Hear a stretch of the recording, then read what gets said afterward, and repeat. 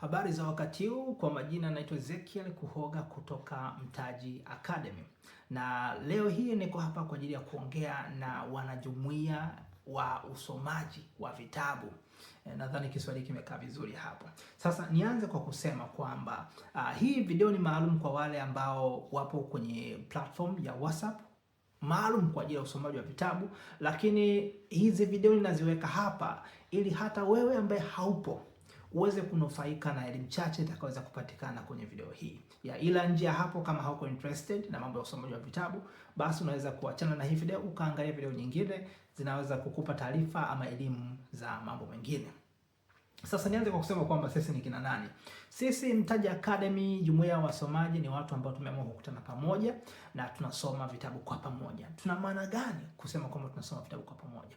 Tunasoma vitabu kwa pamoja kwa maana hii kwamba tunasoma kitabu kimoja kwa wakati, kwa pamoja. Maana yake tunaambiana, leo utasoma kurasa hii mpaka kurasa hii, na watu wanasoma na kesho hivyo. Kwa hiyo toka mwanzo mpaka mwisho wa kitabu tunaenda kwa pamoja.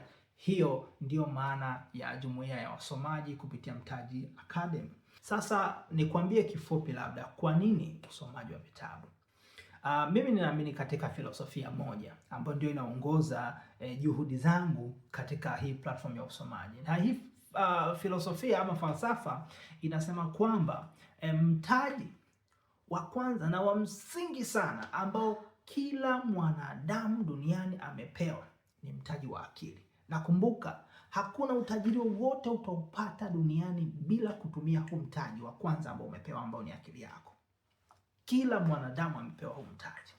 Kwa hiyo na wewe ukiwa mmoja kati ya hao wanadamu wenye huo mtaji ambao ndio mkubwa zaidi duniani kuwahi kutokea, una jukumu la kuhakikisha kwamba unautunza, unauendeleza na unaukuza huo mtaji.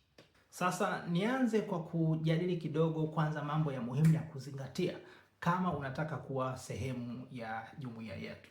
Jambo la kwanza ni kuweza kujua kwamba sisi tunasoma kitabu kimoja kwa wakati, kwa pamoja. Hiyo ndio jambo la kwanza kuweza kufahamu. Kwa kuna wengine wanadhani kwamba kusoma kwa pamoja ni kwamba tunakutana kila mtu na kitabu chake mnaanza kusoma. Hapana. Sisi tunachagua kitabu kimoja na tunakisoma kwa pamoja. Na kinachotokea ni kwamba washiriki huwa wanapendekeza vitabu vya kusoma. Kwa hiyo mchakato unapoanza wa kusoma kitabu kipya, kuna fomu ambayo nimeitengeneza mimi binafsi. Hii fomu inakupa nafasi ya kujiandikisha, lakini pia kupendekeza kitabu unachodhani tunapaswa kukisoma kwenye huo msimu unaofuata. Kwa hiyo kila mmoja anapendekeza.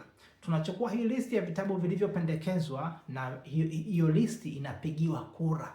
Kitabu ambacho kinapata kura zaidi ndicho kitabu ambacho tunakichagua kwenye msimu huo unaofuata. Of course, jambo la kuzingatia hapa ni kwamba kitabu hakitakiwi kusomwa zaidi ya mara moja ndani ya mwaka mmoja. Kwa mwaka ukipita, basi kitabu kinaweza kikasomwa tena. Kwa kitabu kama kinapendwa sana, kinaweza kikasomwa kila mwaka.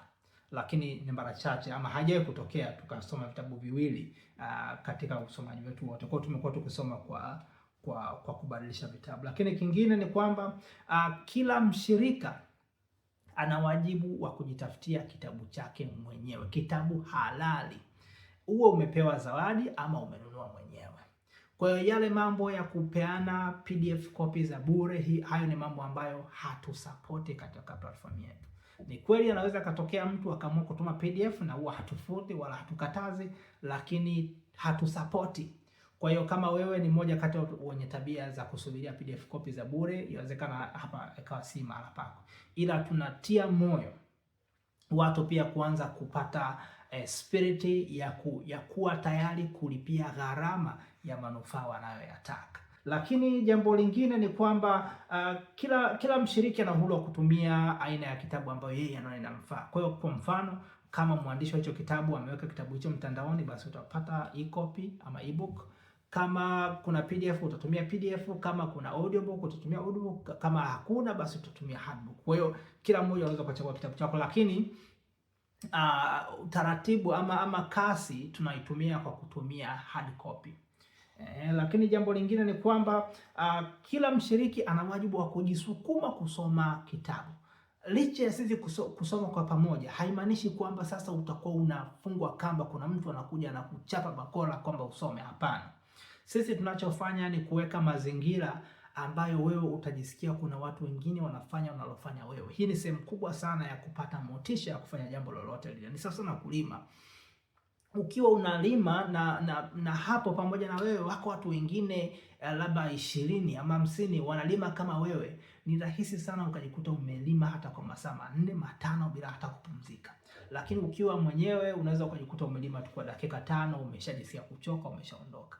Kwa hiyo hayo ndio mazingira makubwa ambayo tunaweka sisi, lakini wewe una wajibu wa kujisukuma kuhakikisha kwamba unakaa kwenye mpango ambao tumekubaliana.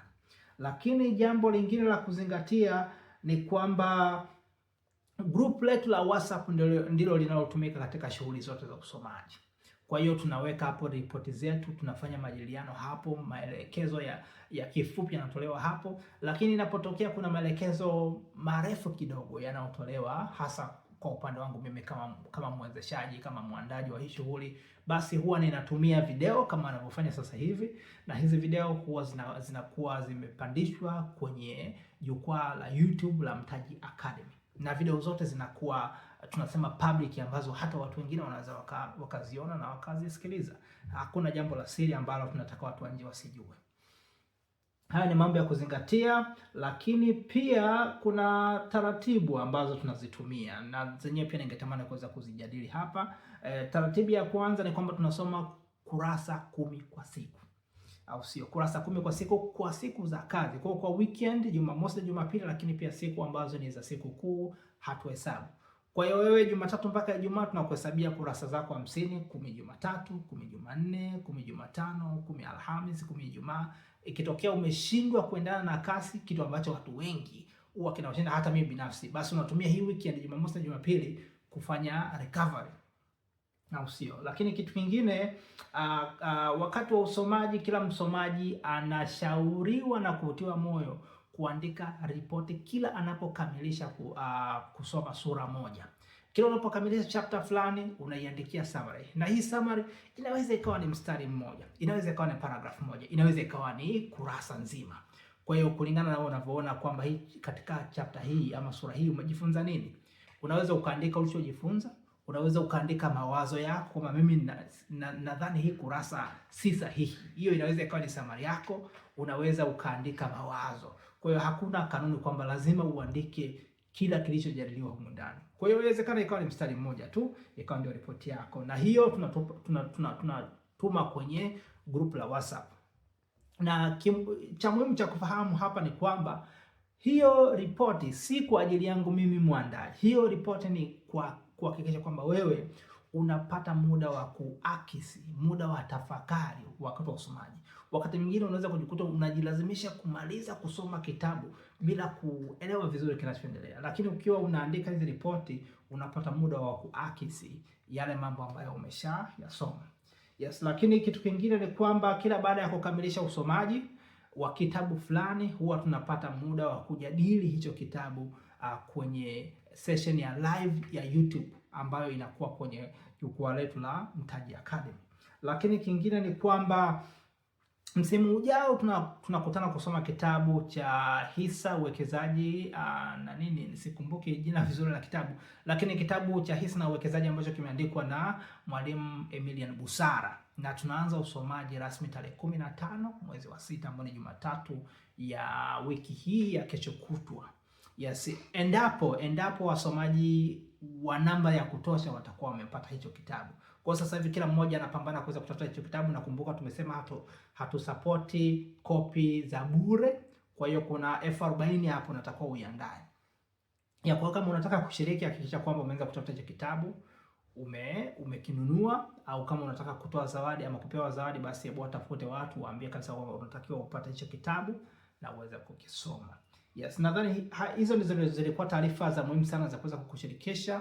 Yes, nitakuwa nikishare insights ama tips mbalimbali ambazo zinaweza zikakusaidia wewe kuweza kusoma kwa mafanikio zaidi kupitia jukwaa hili la YouTube. Kwa hiyo hakikisha kwamba umesubscribe, lakini pia click notification alarm ili uweze kupata notification video mpya zinapopatikana hapa kwenye jukwaa letu la Mtaji Academy. Yes, na ninaamini kwamba safari itakuwa ni safari ya mafanikio.